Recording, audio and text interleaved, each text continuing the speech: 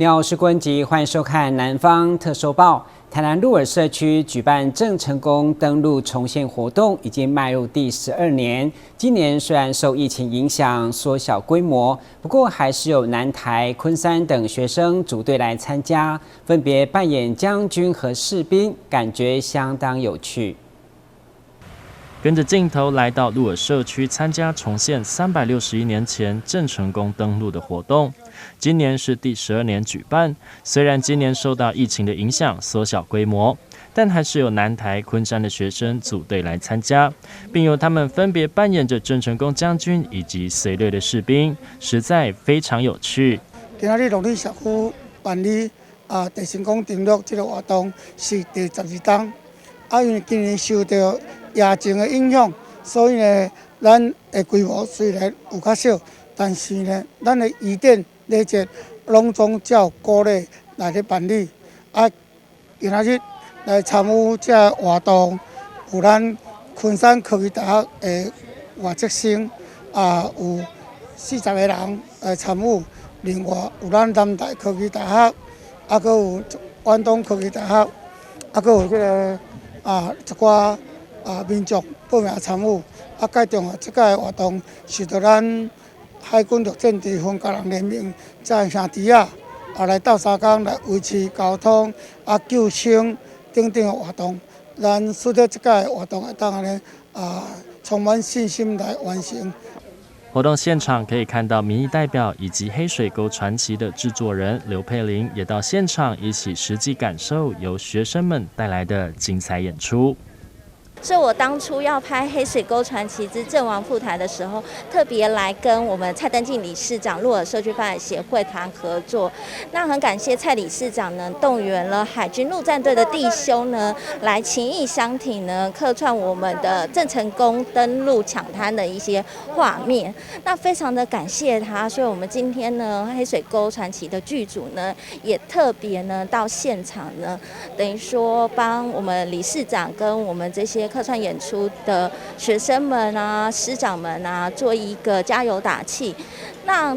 郑成功登陆的这个361年，跟我们台南市政府的开台400年的这个建成的活动，其实是很有相关。那表彰的是我们台湾历史的溯源。那我们黑水沟传奇的宗旨就是希望透过影视呢，能够传达让新世代能够去认识台湾不可磨灭的这个郑成功开启汉人文化的这个历史溯源。为了传承台湾史上对外的胜利战役，感谢民意代表与大家对活动的支持。透过实际再创历史现场的方式，可以让更多孩子们对台湾的历史有更深刻的印象。其中，以郑成功赴台为主轴的戏剧，也邀请民众可以在未来开播时大力支持。记者刘品言，台南报道。母亲节除了送康乃馨，还有什么不一样的方式呢？高雄三民区里长谢熙元就举办一场盛大的时装秀，邀请妈妈们挥别日常的装扮，大胆尝试新的风格，透过专业团队替每位妈妈装扮，充满自信。桌子上琳琅满目的化妆品，造型师忙进忙出，为长辈们设计妆发。三民区的丰裕里一大早就相当热闹。在母亲节前夕，里长邀请妈妈们盛装打扮，在丰裕里的三角公园来一场时装秀。我从年轻到现在，我都没有参加过这个节目，我很想圆我的梦，让我自己扮得很年轻一点，漂亮一点。还有夫妻档携手来参加，结婚40-50年的老夫老妻再次牵起手，重拾年轻时恋爱的感觉。都在伊想讲，叫人就爱看手，讲看不来了。这种情形已经很久都没有了啦。有别于以往的母亲节活动，丰裕里的里长别出心裁，要让这些妈妈们穿出不一样的风格，留下一个特别的回忆。很多阿嬷长辈都要拿他们的前母的妆啊，但是我不是要穿前母的衣服。那我也希望说，如果我去募集一些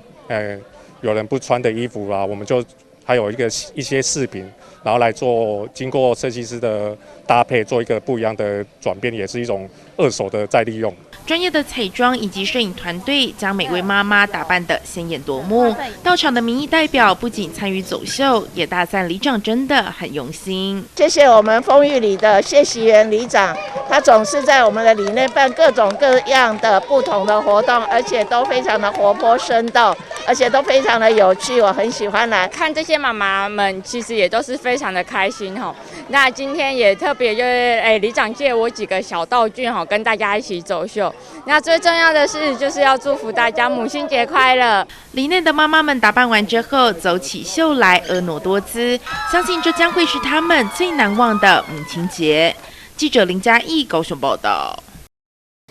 为了纪念宝岛歌王文夏，全美戏院国宝级画师严正发开始制作一幅大型纪念抗板，除了要悬挂在醒目的路口，而且还要举办文夏主演的电影特映会，免费提供民众索票进场来观看。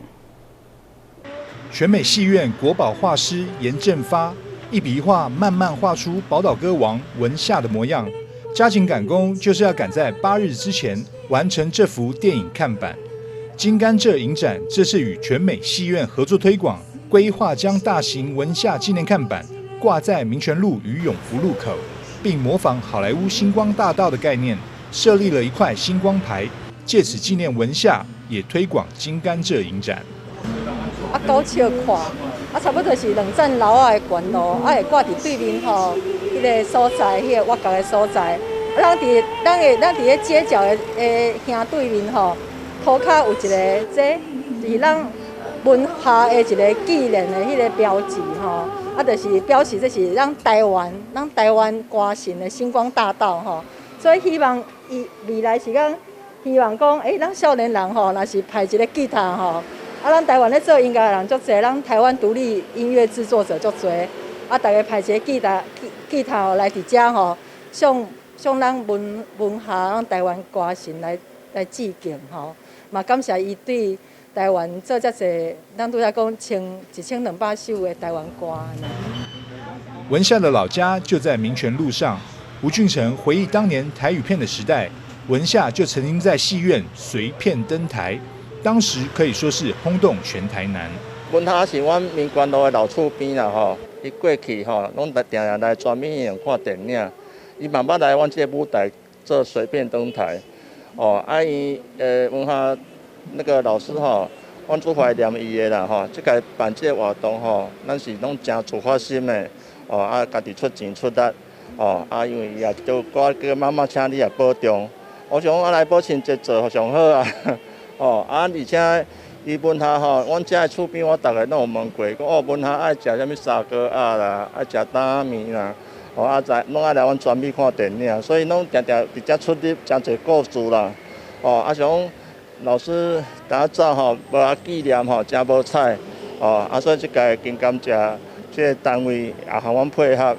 大家共同发心来办一场真盛大的活动。纪念看板5月8日母亲节当天将挂在戏院斜对面的路口，晚上也有一场文夏主演的电影《再见台北》特映会。主办单位邀请民众免费索票入场。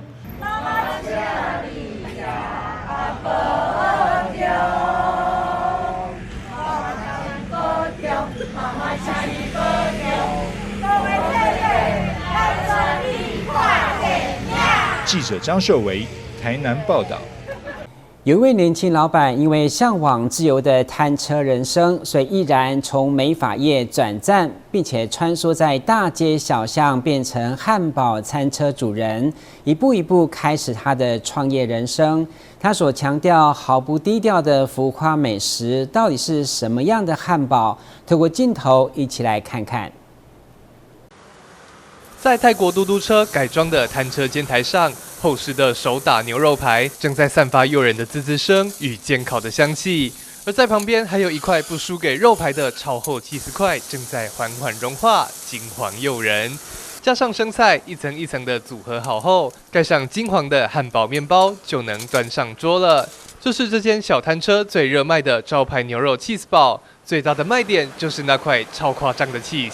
招牌的话，那个cheese跟外面比较不一样啊，我们家是厚切cheese，它比较像干酪这样子。那它煎完的时候，它上下两面会脆脆的，吃起来的话口感也会不一样啊。我们的肉都是自己做的，都是自己打的。除了热量超高、让人又爱又恨的招牌汉堡，老板也因应高雄的炎炎夏日，开发热带风情的清爽菜单。煎得焦香的肉排，上头放着一大块的凤梨片，再挤上自制的柠檬酱。大口咬下，喷发的肉汁混合酸甜的酱料，好像置身夏威夷海滩的椰子树下，让人瞬间忘记炎热。青柠的话，就是可能是夏天吃会比较清爽啊。那凤梨它其实吃起来水分也是比较多啦，吃起来口感也是比较不一样。酱的话，酱的部分也是用柠檬酱去调的，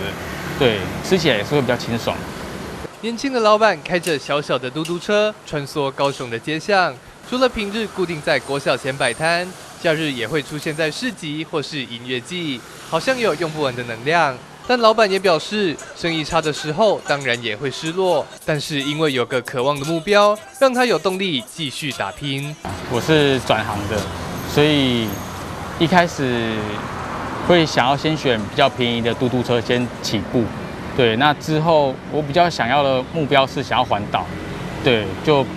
可以到处玩，然后也可以工作，也可以玩这样子。对，那之后有机会的话，可以开个店面这样子。开始创业到现在才刚要满10个月，自称是餐车菜鸟的老板，用他的创意料理以及年轻活力，吸引了许多想尝鲜的客人。抱着边环岛边卖汉堡的目标，相信这台嘟嘟车还会继续努力的开下去。记者邱玉婷、陈柏宏采访报道。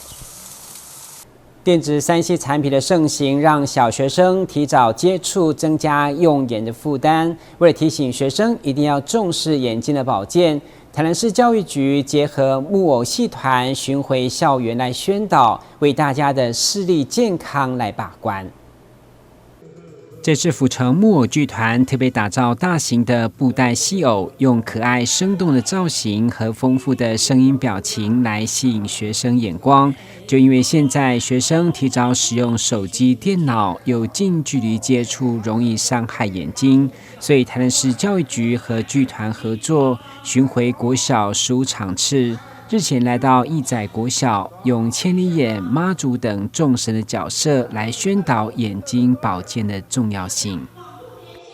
我明明有听到有人在喊着救人的声音，我这个大耳啊听甲一清二楚啊！我嘛唔知呢，为什么目睭会安尼呢？啊，不管他啦，咱今日准备，等用咱的功夫来海面上，看到底发生什么种的代志，行来去。若是看电视看30分钟，爱休困10分钟，啊，会记得食红菜头。我回去了，会叫阮阿母买红菜头互我食。要多运动，要让眼睛休息10分钟。透过这个偶戏的一个表演哦，好让囡仔当第一讲从这个戏剧当中去了解这个视力保健的重要。眼睛是灵魂之窗我想通过戏剧的演出寓教于乐让我们的孩子这个对于视力保健这个区块能够有更多的认识有更多的一些了解另外呢，我感觉真特别的就是专程用咱的母语咱的台语来做一个演出，我想这对咱本土教育的这个推展落实在这个生活上。台南市校园的健康促进课程结合本土教育的宣导以后，以学生视力为例，不良率国中72.5%，国小43.9%，都较全国平均值低。当然也要提醒家长一定要定期追踪，守护视力健康。记者郭文吉、何乔邦台南报道。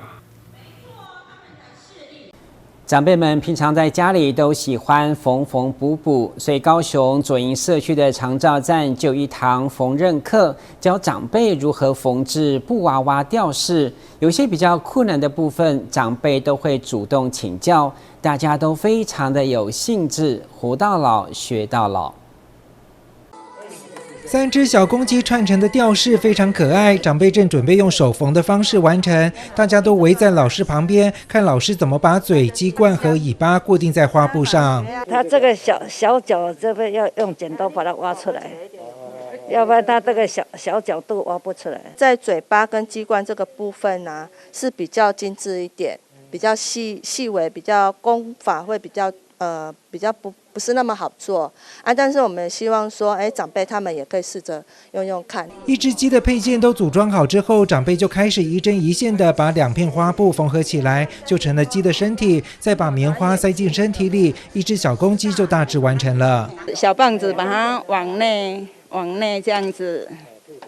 嘿，这样不然它有的小空隙，那个棉花它跑不进去啊。家庭主妇大部分都会了，对。这样一针一线缝东西，长辈都很喜欢，因为从年轻时就帮家人缝缝补补。虽然有些地方不太好缝，长辈都会主动的请求协助，尽量把它缝好。老师也鼓励长辈持续缝下去，可以达到延缓老化的效果。最主要是因为它有小肌肉的一个刺激。好，那刺激有时候可以到我们的脑部方面。它比较困难的时候，我们就先帮它固定一下，让它自己缝。现在刚才我帮它固定了，它就可以自己缝了。我们每天来就是为了怕老人痴呆。穿针线缝东西对长辈来说虽然有些吃力，但只要有人从旁协助，长辈反而越缝眼力和手越灵活。期待完成作品之后，就有满满的成就感。记者潘志光、赖昌邦高雄报道。美食发明家挑大师廖胜芳，同时也是台南市韩友会理事长。日前，他举办了韩诗发表会，从韩诗300首、韩诗大选到罢韩诗，总共有3本作品，收集1000多首的创作，希望作为民间韩流的传奇纪念。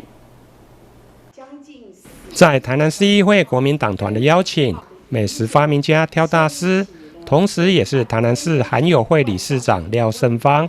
日前在台南市议会1楼简报室举办挑大师韩诗发表会，一出场就以木偶的方式来吟诗。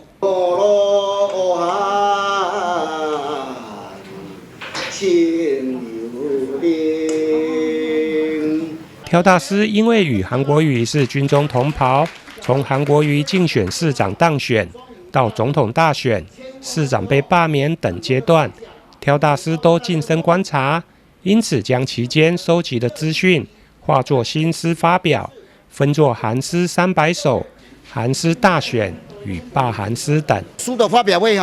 纯粹在探讨当时的那个环境里面所记录下的一个历史的书籍那我们不是要去惊扰到韩国瑜因为他是我书中的男主角。那还有很多的配角在里面，他是我书中的笔下的一个主角。那么我们持平来看，就是说当时的氛围，让我们去回顾一下当时那种万马奔腾，大家拱他出来选总统的那种气势。那至于他往后，他已经在做这个公益这个点亮基金会了。他目前应该讲说叫做卧薪尝胆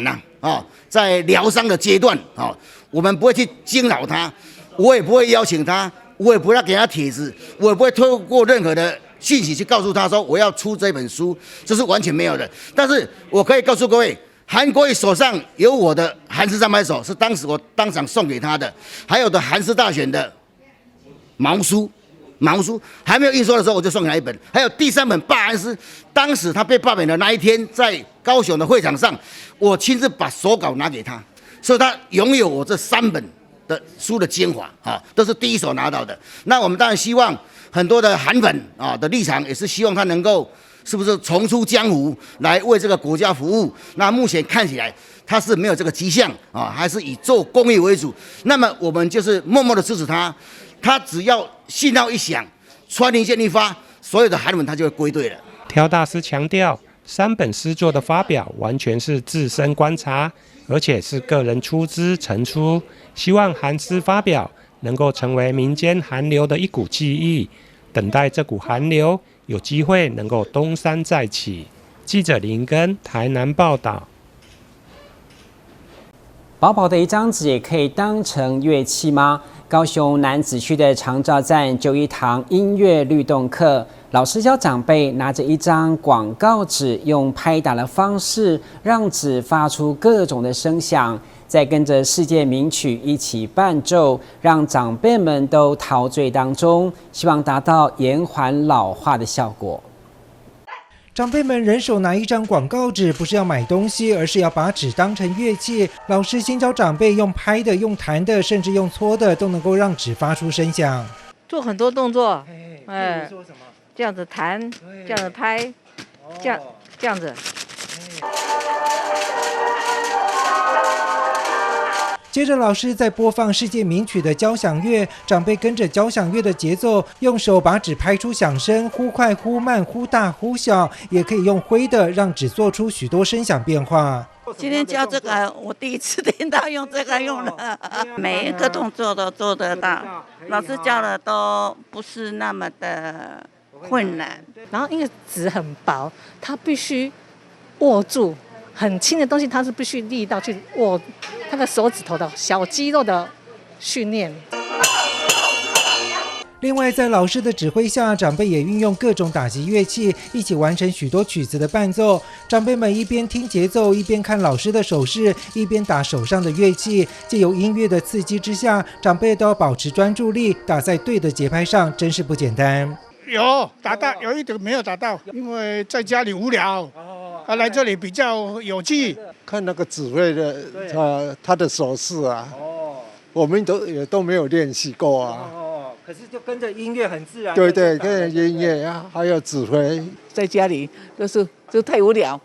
来这里我们那个助攻对他们都好亲切，都是蛮好的哦。敲起来就很棒，那就好好玩，很熟悉的当中，他们也可以敲出这么很有成就感的节奏出来。挑选节奏明快的音乐，最能够勾起长辈想动的欲望。更特别的是，拿起手边的纸，也能够跟着音乐打拍子。长辈像音乐家一样，一起演奏世界名曲，超有成就感。记者肖怡轩、赖昌邦高雄报道。盐埕区是高雄人公认的美食集散地，这边隐藏着很多的特色店家，让饕客趋之若鹜。这次要介绍的这间店，就靠着方便携带、外观诱人的爆浆甜点，在网络上也爆红，堪称是下午茶的邪恶美食。位在盐埕区五福路上的这间甜点店，木头纹理的橱窗摆放着各式精致的蛋糕，让人经过就移不开视线。而为了让游客逛街时也能够轻松享用，所推出的产品叮当烧，瞬间就成为在网络上爆红的浮夸系爆浆甜点。使用了不同于一般铜锣烧的海绵蛋糕，包括分量十足的新鲜馅料。口感与味道同样销魂。蓬松的蛋糕体，我们会夹2到3种的馅料。最主打的应该是芋头，芋头的话，我们会挤自制的芋头馅，然后里面会有带有颗粒的芋头角，这样子去做搭配。而另一个同样会爆浆的招牌甜点嘎兹泡芙，不选用常见的圆形饼皮，而是长条状的闪电泡芙，让人可以直接看到里面满满的馅料与新鲜水果。一口咬下的那种酥脆，让人瞬间就能把整条嗑光光。那它的闪电泡芙上面的菠萝皮，我也有强化它的酥度，有放了一些坚果跟芝麻下去做搭配。那整体吃起来就是酥脆的，所以我们称为卡兹泡芙。芋头啦，或者是新鲜的绿葡萄，蛮受客人欢迎的。这些夸张又有创意的甜点，全都出自于曾经担任甜点设计师的店长。而当提到为什么会取这个简单又响亮的店名，店长也笑得非常开心，说是源自于他的儿子，并跟我们分享其中的小秘密。我的名字有一个杰，那刚好是我开店的时候，我儿子也出生，那他最后一个名字是伦，他本身自己也蛮喜欢周杰伦，算是他的小粉丝，所以就取名为杰伦。对。适逢母亲节的到来，店内非常忙碌。店长在采访后也马不停蹄地开始制作节日蛋糕。看着他仔细地放上花瓣装饰，这正是职人的专注态度，用心地把对甜点的热爱灌注在每一个产品之中。记者邱玉婷、陈柏宏采访报道。感谢您收看今天的南方特搜报，我是郭文吉，我们再会。